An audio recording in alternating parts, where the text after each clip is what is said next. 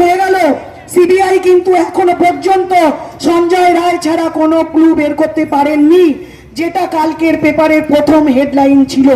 আনন্দ সরকারের পুলিশই সঞ্জয় রায়কে তুলে দিয়েছে, সেই সঞ্জয় রায়ের কে নিয়েই চলছে বিচার। ঠিক আছে বন্ধু, আসল বিচার হোক, আসল দোষীর ফাঁসি হোক, সেটা আমরাও চাই, কিন্তু প্রতিবাদের নাম করে আপনারা ঘোলা জলে মাছ ধরতে নামবেন না, তাতে কোনো লাভ হবে না। আপনাদের এই প্রতিবাদের ছলনা করার কোনো প্রয়োজন নেই, কারণ পশ্চিমবাংলায় প্রতিবাদ করার জন্য, মহিলাদের পাশে দাঁড়ানোর জন্য মমতা ব্যানার্জি একাই 100। জাস্টিস চাইছো আর মহিলাদেরকে অপমান করছো, এবার বিচারিতা কি রকম তোমাদের ন্যায়ের বিচার চাওয়া? তো আমি বলতে চাইছি যে আজকে যেভাবে যা হচ্ছে আরজিকর কাণ্ড নিয়ে, সেটা আমরা দুঃখিত।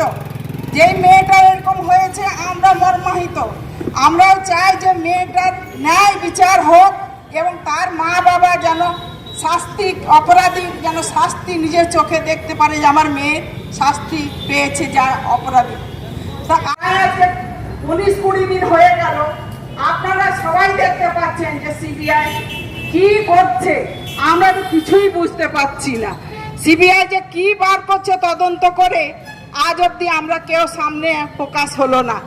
তো এইভাবে সিবিআই কোন, যেটা সিবিআই তদন্ত করেছিল, সিবিআই সেইখানেও সাকসেসফুল হতে পারেনি। CBI Sushant Singh cinema artist, সেইখানে সিবিআই তদন্ত করলো, সেইখানেও কিন্তু সাকসেসফুল করতে পারেনি।